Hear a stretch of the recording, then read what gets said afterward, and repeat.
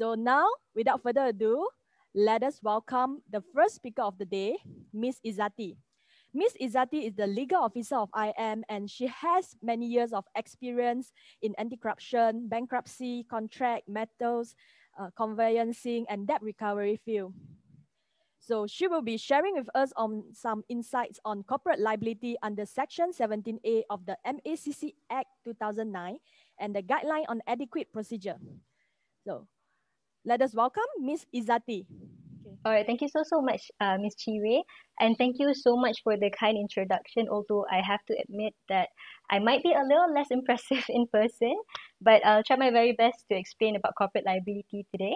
So I think everyone here knows that I'll be talking about corporate liability, so it's best that now we try to understand first, why do we need to speak about corporate liability? So the reason we need to talk about corporate liability is because of how dangerous it is and how far stretch can the liability go. You see, corporate liability is basically when you are blamed for the fault of others. A simple example I can give you is like, when you have siblings and you're the big brother, imagine it's a Saturday morning and you and your siblings just finished watching your Saturday cartoons. And then your little sister is running and you are chasing your little sister, and suddenly you hear a sound of smashing. The ceramic plate your mother just bought is now on the floor. And instead of a ceramic plate, they are now ceramic pieces. So you can hear the footsteps of your mother coming from her room, ready to scream her lungs out. She looks at the ceramic pieces, looks at your sister, but screams at you. Why can't you take care of your little sister? She says. So that's how corporate liability is, except that the older brother, the big brother, would be the commercial organization. The little sister will be the associated person. Your mother would be a Section 17A, and the act of breaking the ceramic plate would instead be replaced to the act of offering, giving, or promising gratification for the benefit of your company. So now that we've gotten a brief explanation of corporate liability, I'll share you my slides. A moment, yeah?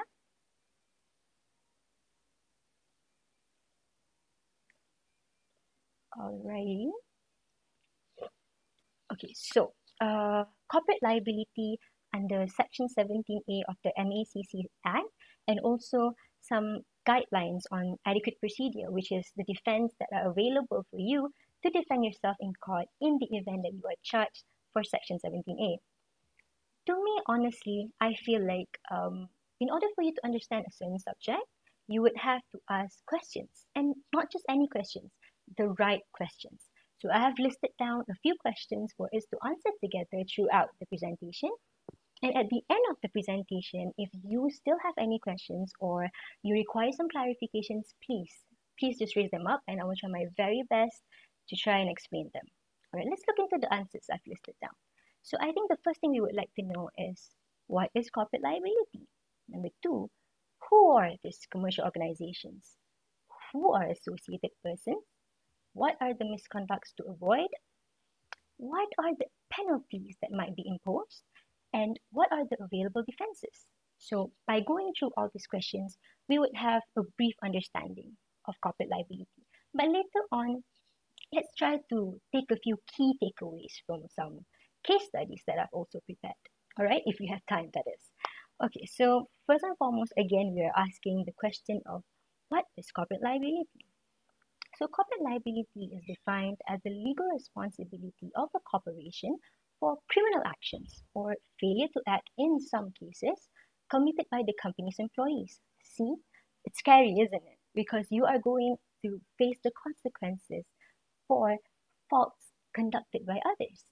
But if the actions were done for the benefit, only if the actions were done for the benefit of the company as a result of negligence, or if they occurred due to a lack of responsible management by the company, the corporation will then be punished.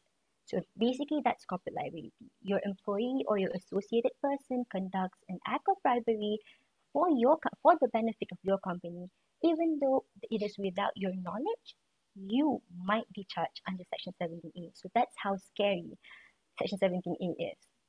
All right. Now let's look into the second question. The first question is very simple. It's just a brief introduction of what is corporate liability. Let's look into the characters of our story. If corporate liability is our plot, we'll have a lot of characters. We have the commercial organization, we have the associated persons, we also have the senior personnel. All these people are characters we need to cast according to the right criteria. So the first character we need to cast is the commercial organizations. Alright, Section 17A subsection 1 states that a commercial organization commits an offense if a person associated with the commercial organization corruptly gives, agrees to give, promises or offers any gratification for the benefit of the company.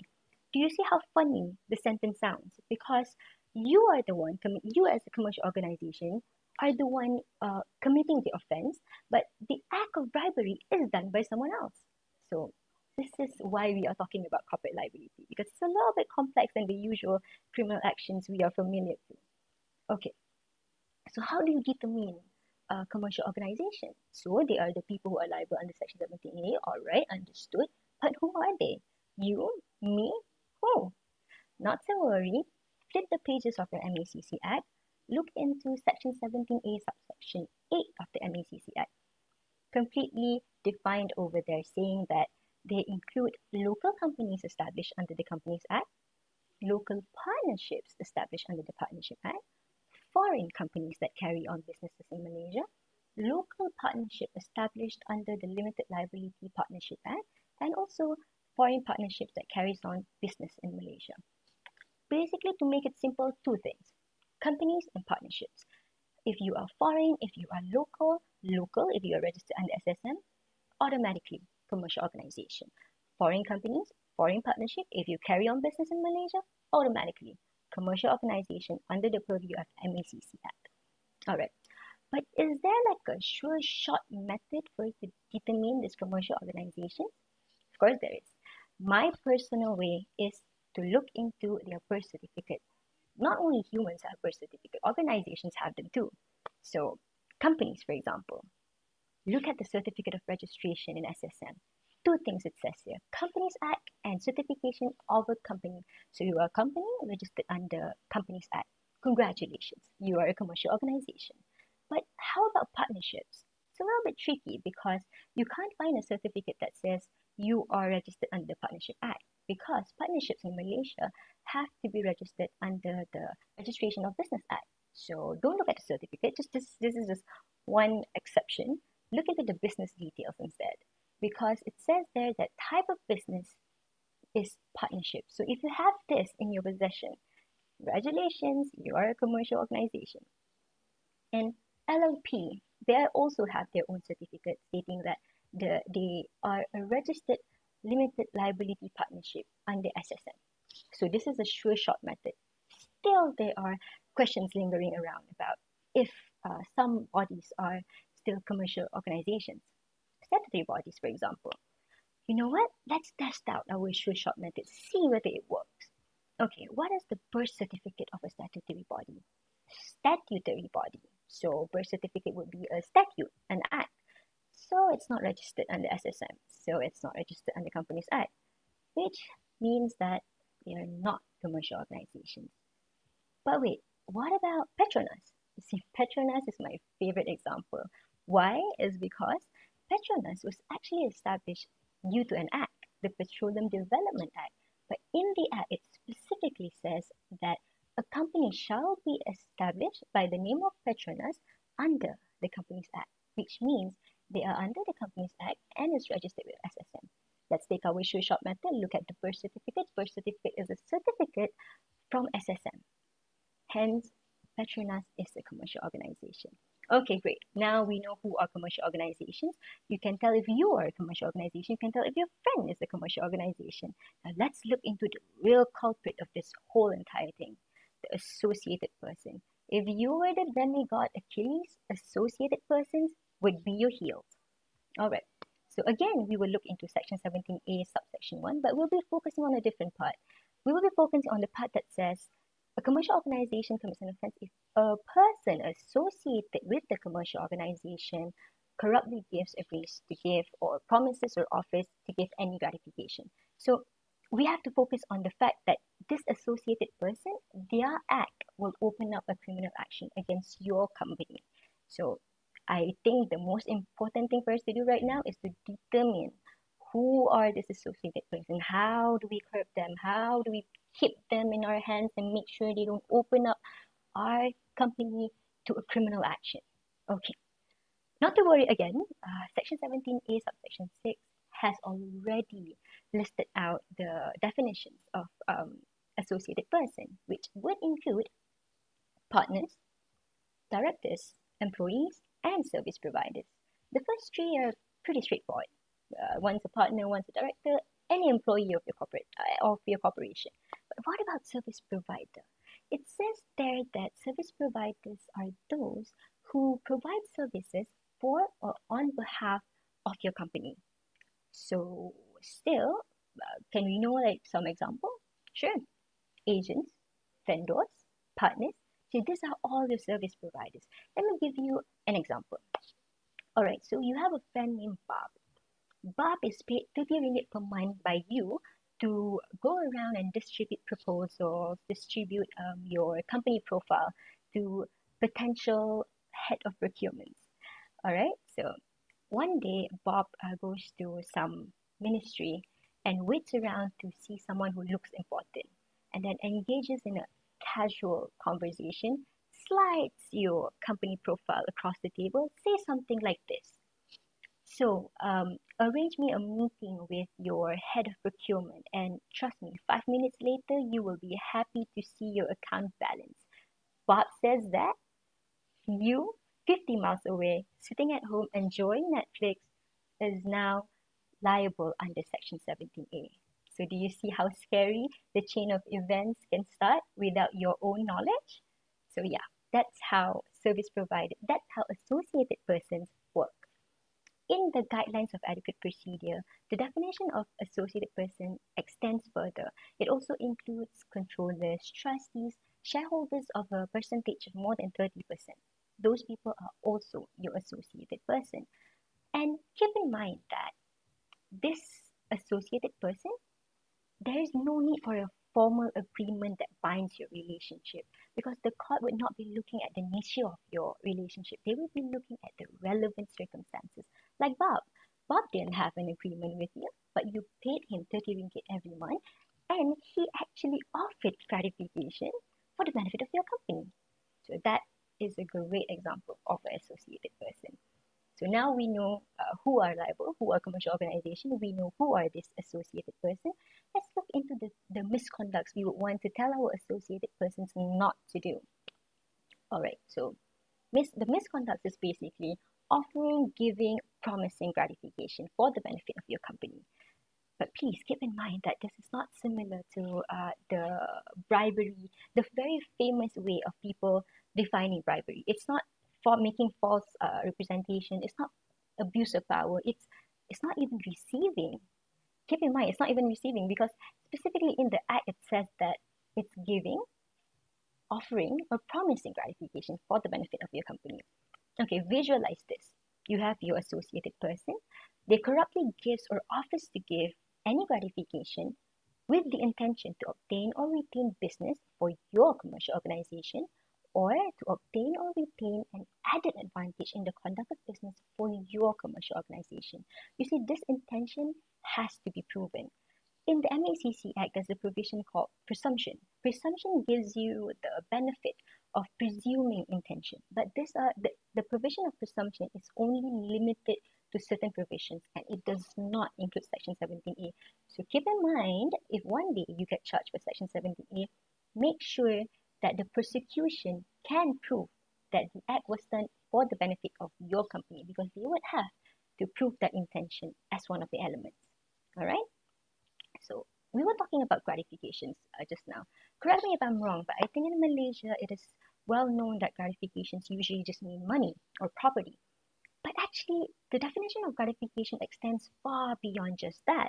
It also includes things like office and employment, valuable considerations like discounts or rebates, release of liability against any loan, service of favor, for example, protection against penalty or forbearance of the same, summons, release of monetary legal liability. So you see, there are a lot of things that are known as gratifications. You need to know this so you can tell your associated persons, these are the things to avoid to offer. These are the things you cannot give if you are working for the benefit of my company. So important things to note. Please understand that gratifications is way more than just money. Okay, now that we've spoken about the whole chain of events, let's just imagine if you are now a part of the Malaysian legal history. You are the first company in Malaysia to be charged under Section 17A. What are the penalties that might be imposed on you? So, Section 17A, subsection 2 says that on conviction, you can be charged a monetary penalty of 10 times the gratification if the gratification can be calculated, or RM1,000,000, whichever is higher, yeah?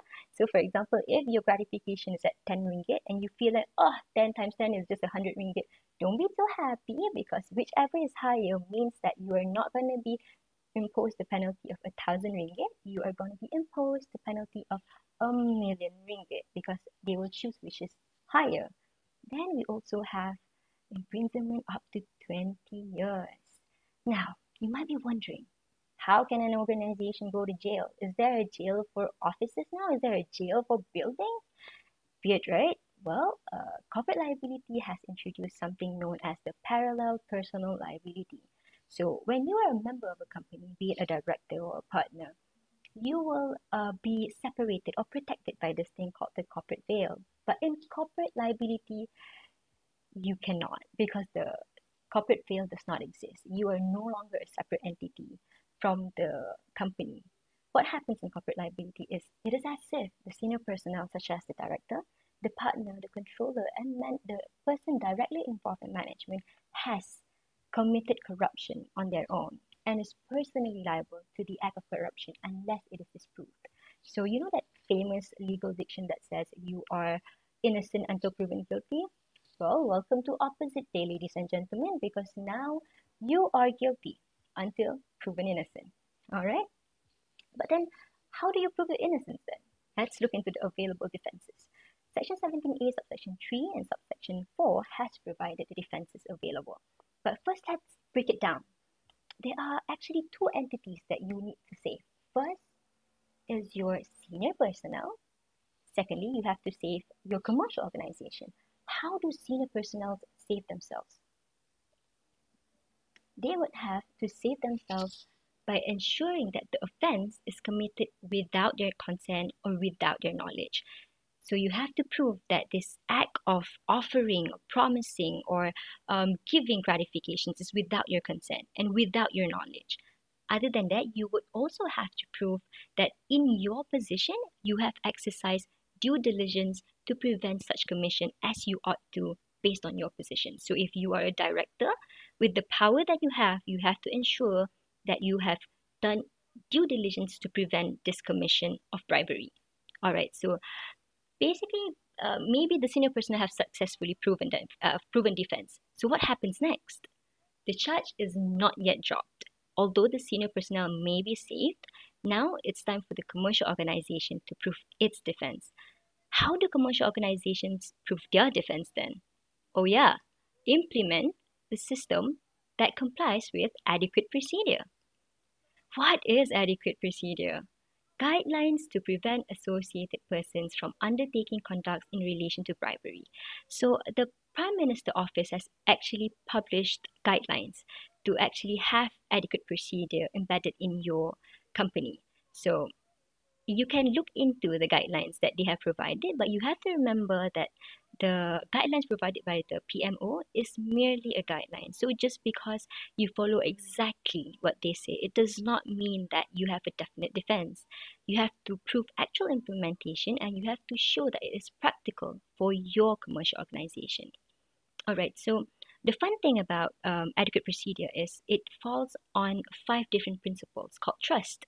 So for trust, every letter actually means something. So let's look into the letters one by one. First is the letter T. So T stands for top level commitment. What do you have to do? Top management would have to instruct for the implementation of an anti-corruption program, be updated with the company's compliance of anti-corruption program, assign a resource person to ensure compliance and promote culture of integrity. This shows that the top management is committed to show that the company is against any form of bribery or corruption. All right, so next we have R, that is risk assessment. What you have to do is, this is a recommendation, yeah, to conduct risk assessment once every 3 years. Assess your relationship with your third parties, because those are risks that you need to assess. Assess any possible corruption, such as financial fraud, or even if you have investments in countries that legalize corruption, you have to check into those places, because that is one of the risks on your company and you have to assess them. Then also put all these potential risks from all the different departments in your company in the company's risk register. So it's easier for you to review, easier for you to monitor, easier for you to manage. Then we have a U, that stands for Undertaking Control Measures. What do you have to do? Well, conduct due diligence on associated persons, potential directors, potential partners. These people have due diligence conducted on them, because you never know. You do not want to have a partner who has been thrown in jail for bribery for the past 3 or 5 years. So you got to make sure that the people you are taking in as associated persons are good people. All right, so then create SOPs for a standardized system, establish an effective and reliable reporting channel or whistleblowing channel, ensure that the procedures and policies are endorsed. Then we have S for systematic review, monitoring, and enforcement. What should you do? Appoint a competent internal audit officer. Why? Because a competent internal audit officer will be the one monitoring the entire compliance of your anti-corruption system. Then we have commit to enforcing penalties against any non-compliance. See, this falls under enforcement. Make sure that if any of your staff, any of your associated person goes against your policy, take actions against them. Then we have establish reviews of policies for continual improvement. Understand that your SOPs and your policies are living documents. They might be overtaken by time in the certain future. So make sure that you know when to review and when to continually improve your SOPs. And the last one, my personal favorite, is to consider obtaining the certification of ISO 37001. Why do I say is this my favorite? Is because it is comprehensive enough to have all the elements of trust embedded within the system. And also the fact that the Malaysian Institute of Integrity is very happy to be appointed. If you'd like the consultation of ABMS, you can always come and contact us for our services. All right, now that I've promoted my company, let's get back to this. The last T is training and communication. What should you do? Ensure distribution of policies in relation to the anti-corruption system. Train your associated persons to be aware of your anti-bribery commitment. Create a strategy for effective communication, and policies should be made available publicly. So, although training and communication sounds quite simple, it is actually one of the most important ones, because you have to ensure that you have done, remember the due diligence of making sure that your associated persons are well aware of your commitment against corruption. How can you do that? Through trainings and communications. All right, now we'll go into what if the company has successfully defended themselves. So congratulations, but unfortunately for the associated person, they would then be personally charged under Section 16 or Section 17, but that's not our problem, because the company or the commercial organization is off the hook. All right, now let's get into some case studies. I believe we might have some time still. So we'll be looking into one of the most famous case studies, which is the Airbus company. So what happened was Airbus was caught for bribery, for corporate liability under the UK BRIBERY Act, because some of their brokers who were helping them in getting projects internationally gave some financial advantage to bypass certain requirements. So let's just look at the key takeaways. The first key takeaway is that business partners who facilitate in procuring international projects and senior personnel are associated persons. Because just now I was talking about brokers, and since in Malaysia it is still unprecedented, if you look into this case, it is completely proven that your brokers, your agents are considered as your associated person. All right, the second key takeaway is the fact that your adequate procedure might be in place. You might have a system of adequate procedures, but that is not enough because you have to ensure actual implementation. In the case of Airbus, they had adequate procedures, but they did not implement it properly. Some procedures were bypassed, and then some SOPs were not transparent enough. Hence, the court felt that your adequate procedures are not adequate enough. So a lot of people have been asking, how do I determine if my adequate procedures is adequate enough? I would definitely answer you by saying that it's not theory, it's practical. You just have to make sure that everything you put in your policies, everything you put in your procedures are properly implemented. Nothing is bypassed. So that would bring the adequacy in your adequate procedures. All right, then the next key takeaway is the fact that, okay, the thing about corporate liability is it's extra jurisdictional, which means that just because you are a Malaysian company and the act of bribery happened in Singapore, Sri Lanka, India, it does not prohibit you from being liable. It means that even if the act of your associated person is done elsewhere, not in Malaysia, you will still be liable. So that's what happened in Airbus because it was international projects. The brokers were giving financial advantages in France, in some other places than the UK. And still, Airbus was made liable for corporate liability. The last key takeaway for this case study is more of a difference. It's a significant difference from our view of corporate liability, the Malaysian law of corporate liability, and the UK law. So, what happened in Airbus is that the corporate veil existed. So, the directors were not made personally liable for corporate liability, but if the case of Airbus happened in Malaysia, understand the fact that the directors would also be personally liable. So that's just one difference as regards to the Malaysian law on corporate liability and also the UK law on corporate liability. All right. There's actually another case study that I've included, but I don't think we have enough time. I have like probably 3 minutes left.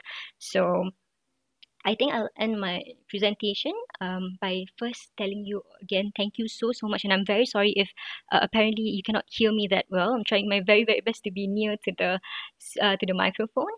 Other than that, of course, one more is a small disclaimer informing everyone that since the concept of corporate liability is still unprecedented in Malaysia, everything that you've been hearing about corporate liability, even right here and everywhere else, it's interpretations by legal professionals. So until we have an actual case being discussed in court, until we get the grounds of judgment from a standing judge, there might be certain things that we are still unaware of. So once we have the first company charged in court for Section 17A, it'll be way better because once we get the grounds of judgment, there are more information available for us to understand corporate liability better. All right, so with that, I end my presentation and open the floor for the Q&A session. Thank you.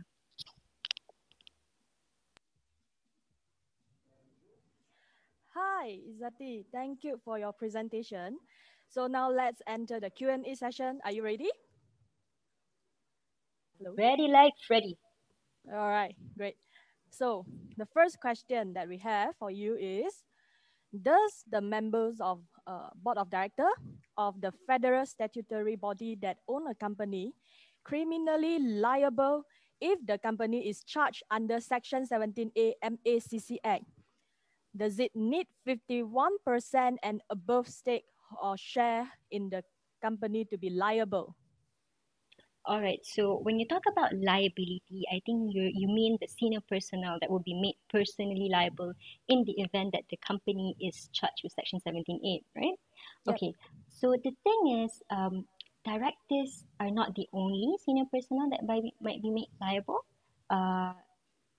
People who are, as long as you are the named director, as long as if I go to SSM search, I print out your company profile, I see your name as a director, regardless of the fact that you are a director of a statutory body, because that's a whole different story altogether.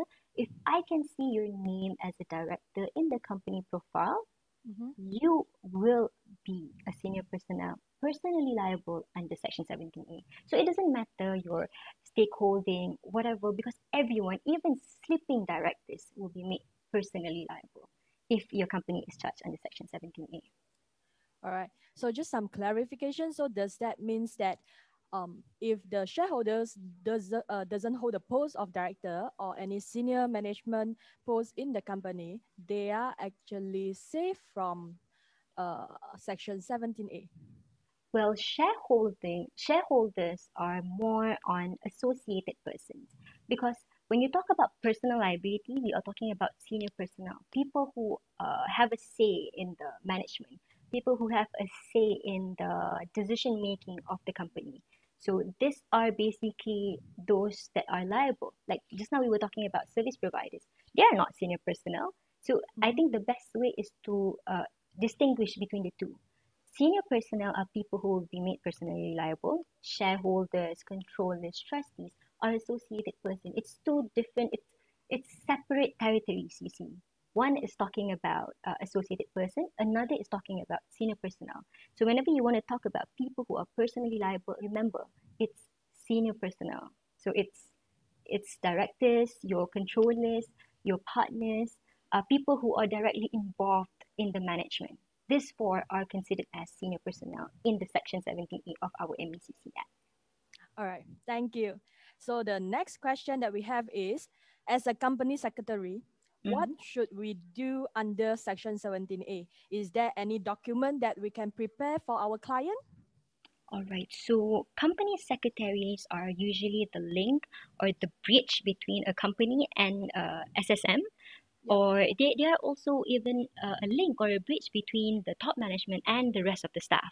So if you're talking about SSM, there are, as of now, to the extent of my knowledge, there are no documents that you need to lodge specifically for Section 17A.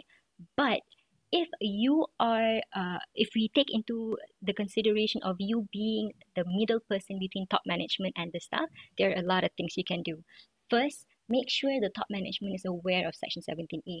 See, that is, you remember the adequate procedure, TRUST, that is the first T, top level management. At the same time, you have to ensure that the staff are aware of the policies and procedures and the commitment against corruption. Now that is the last T of trust, training and communication. So being the middle person, the company secretary can ensure that the top management is aware and also the staff are aware. But to be honest, top management would definitely want to commit if they are aware of Section 17A, because they are going to be made personally liable. And I am sure that once you are afraid, it is very easy for you to commit. My father has committed himself to my mother for the past 26 years, and I'm sure it's because he is afraid of her. So yeah, once you are afraid, you will commit your entire time for something. Okay, thank you. The third question that we have, how to ensure that the adequate procedure is adequate enough to protect our company? All right, so similarly as what I said just now, because I know these questions have been going around a lot. So Yes. you have the guidelines, right? So what the court does is that they will look into the guidelines. Those are going to be considerations or benchmarks to see whether your procedures are adequate or not. But it has to be personalized to your company, because this guidelines is not one fits all.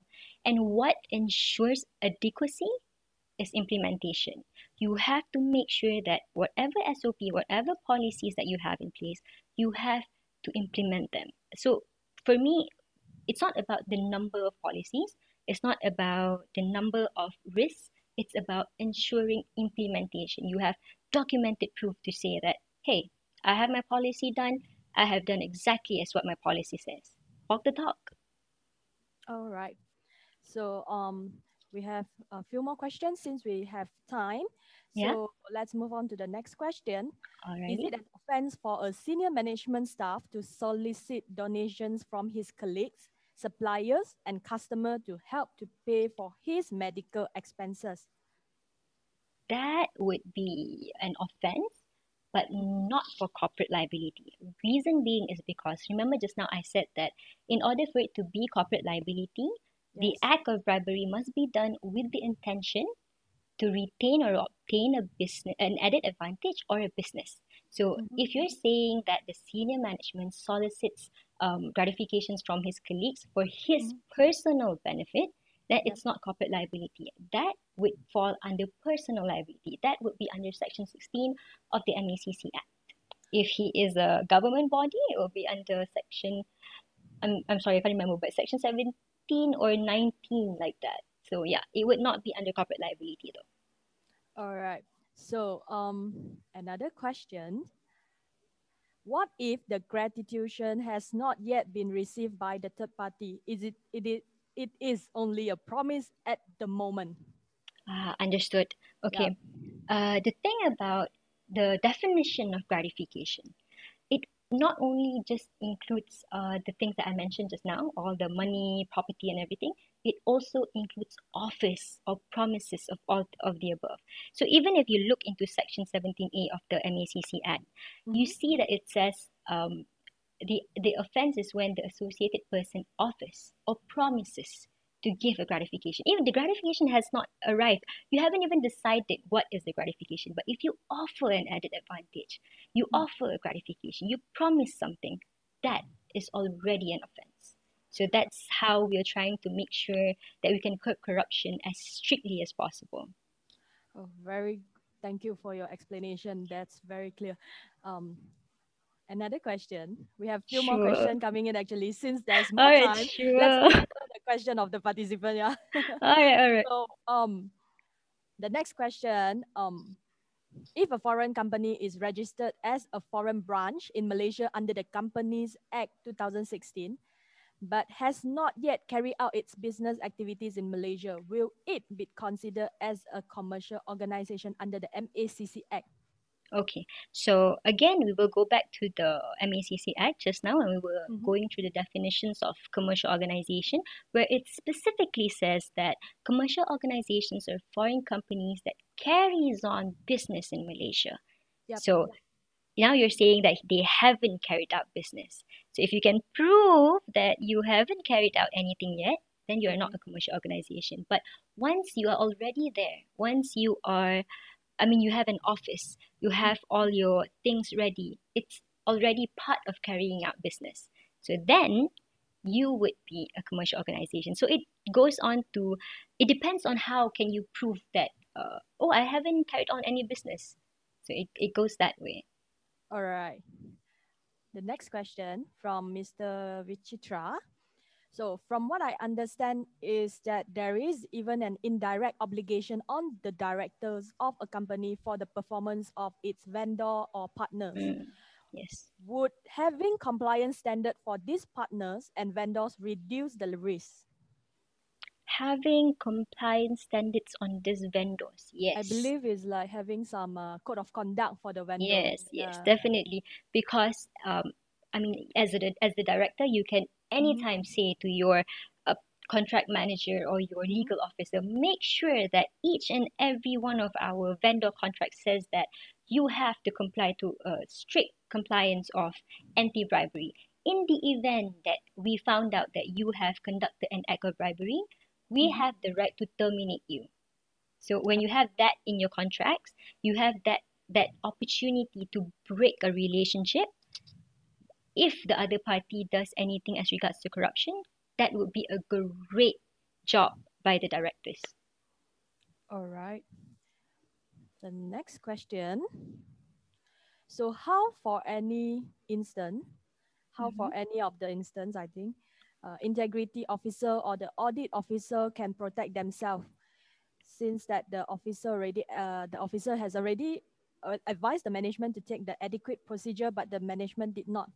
I think what this participant is trying to ask is that from the point of view of the auditor and the compliance officer, they already advised the management to take adequate procedure. However, the management doesn't follow their advice. So is there going to be any obligation on the integrity officer and compliance officer?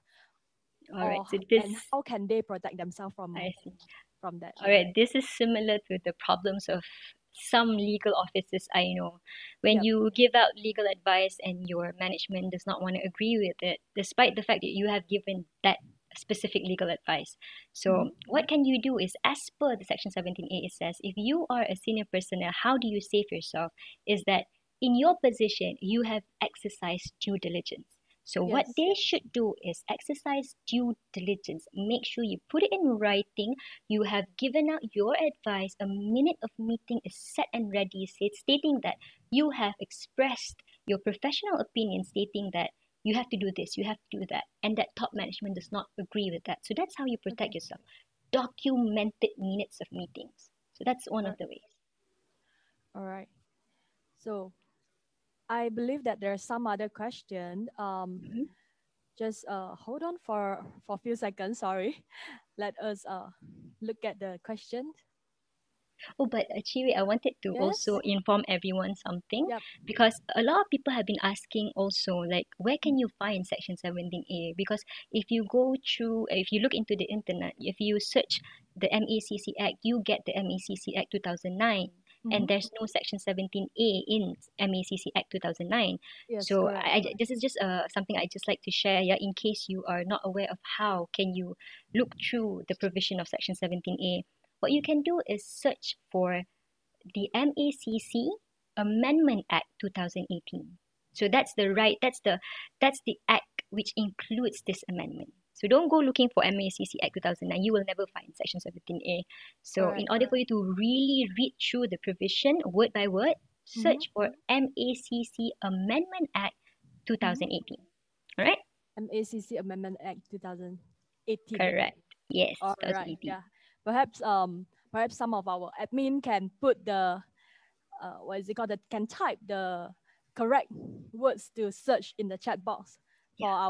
for our participants. So there's another question. How far to the extent that Section 17A is applicable to the SME? Because as we know, most of the organization that is very concerned about this are mostly the large organization, the SME. Many are either unaware of it, or they think that the extent of the law is Okay, not doesn't that apply to large them. to them. Yes. What Understood? is your comment on this?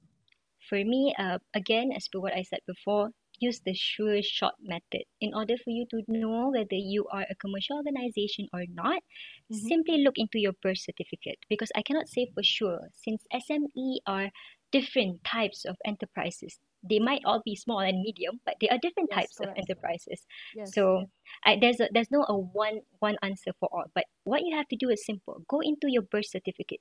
If you are registered under the Registration of Business Act, look into your business details. If you are a partnership, you are a commercial organization, regardless of your size. If you have a birth certificate of the registration of company under the Companies Act, you are a commercial organization. If you are a LLP and you have your certificate from SSM, commercial organization. Very simple. I love that sure shot method. All right. So the next question, for the training program that you were mentioning under one of the adequate procedure, Trust, yeah. trust, yeah. So how do we ensure that the training program that were being given to the staff, to the members of the company, is the correct one? Is there any way we can ensure that the training is the correct training to purposely targeted for this Section 17A? Okay, I would say that there are no, because Section 78 is about corporate liability. What you Yes. need to train these people is the act of corruption, is the prevention for the act of corruption. So your trainings should not always just be about Section 17A. Your Yes. trainings should be about how to prevent corruption. What is corruption? What is bribery? Make sure that they are aware of the wrongs that they might be doing and the consequences that comes with it. I would not say there is a specific framework for the training, but as a company, you yourself would know what is suitable for your industry. So if I'm a machinery industry, it'd be weird for me to suddenly have a training on bribery of, let's say, office and employment. There are possibilities, but you just have to personalize it as per your organization. And you just need to know that you have to train them as regards to anti-corruption. There's no point if you come up with a training on self-grooming or Yes. how to speak. That doesn't fall under trust. You have to Right. train them to understand the law on corruption in Malaysia. Okay. So, um, what if a company solicit for sponsorship, both in monetary form or in kind, from the vendors for corporate event like annual dinner, family day, golf tournament, and etc.? Will that come under Section 17A? Okay, so it depends again with, it goes back to the intention. So solicits money, sponsorship for an event. So if the event, you have to look at the nature of the event. So for example, if it's an annual gala dinner whereby the people invited are head of procurements or like people who can give you an added advantage in your business, then probably yes, because you are basically soliciting money for the Yes. benefit of retaining or obtaining a a business opportunity.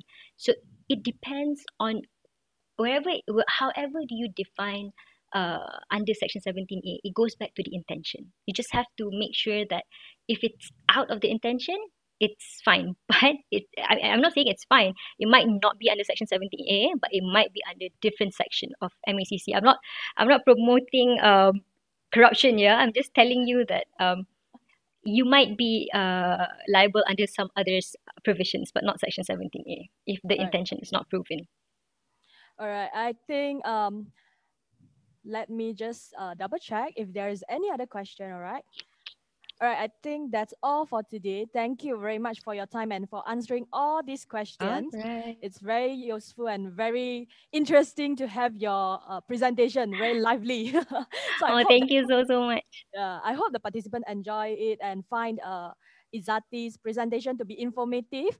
And thank you, Izzati. Thank you very much for your time. Welcome. And Yeah. again, so sorry if I sounded too soft. I'll try my very best to get a better microphone after this.